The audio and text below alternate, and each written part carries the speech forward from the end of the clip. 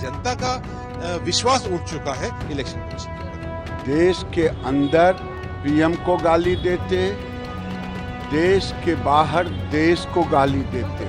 राहुल गांधी इन दिनों अमेरिका के बोस्टन में हैं। यहाँ पर ब्राउन यूनिवर्सिटी में उन्होंने छात्रों के साथ एक सेशन किया।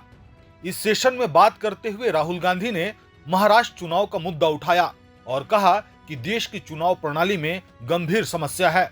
उन्होंने कहा कि सरल शब्दों में अगर कहें तो विधानसभा चुनाव में महाराष्ट्र में युवाओं की तादाद से ज्यादा मतदान हुआ है।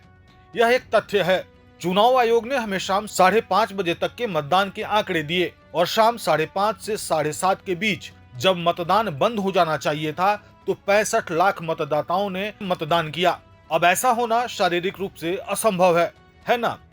क्योंकि एक मतदाता को मतदान करने में लगभग 3 मिनट लगते हैं और अगर आप कैलकुलेट करें तो इसका मतलब यह होगा कि रात 2 बजे तक मतदाताओं की लाइनें लगी रहीं और वे पूरी रात मतदान करते रहे और ऐसा नहीं हुआ। वहीं राहुल गांधी ने आगे कहा कि इसलिए हमने उनसे सवाल पूछा कि क्या वीडियोग्राफी हो रही है तो उन्होंने वीडियोग्राफी से इनकार कर दिया, बल्कि उन्होंने कानून बदल दिया, इसलिए अब आप वीडियोग्राफी के लिए नहीं कह सकते। राहुल गांधी ने आगे कहा, हमारे लिए यह बहुत साफ था कि चुनाव आयोग समझौता कर चुका है। यह बहुत साफ है कि सिस्टम में कुछ न कुछ तो गड़बड़ है। हमने इसे सार्वजनिक रूप से कहा और मैंने इसे कई बार कहा है। अब इस पूरे मामले को लेकर राजनीतिक बयानबाजी भी तेज हो गई है। आइए देखते हैं गिरिराज सिंह ने राहुल गांधी पर निशाना साधते हुए क्या कहा। राहुल गांधी देश के हितचिंतक नहीं हैं। देश के अंदर पीएम को गाली देते, देश के बाहर देश को गाली देते। संवैधानिक व्यवस्था को जो लोग आज चिल्ला रहे हैं उनसे मैं पूछना चाहता हूं, संवैधानिक मर्यादाओं को राहुल गांधी को तो इस्तीफा देना चाहिए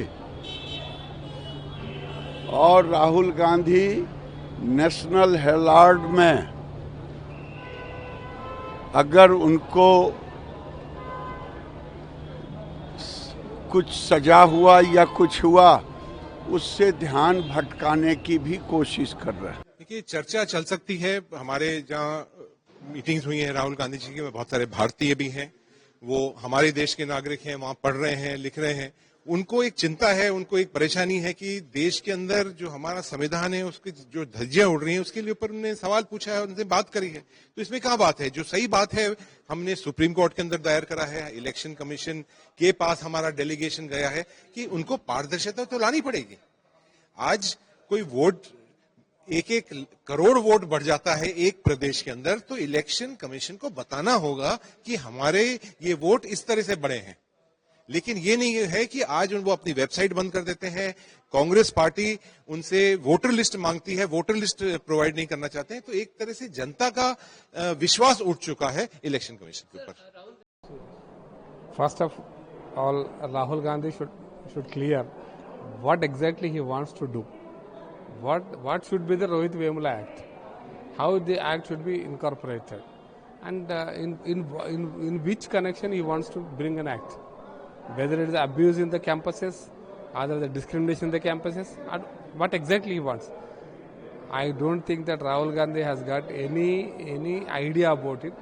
He wants only some name for media's sake, to put some media event, or to bring some sensational comments in the media, just to give such type of things.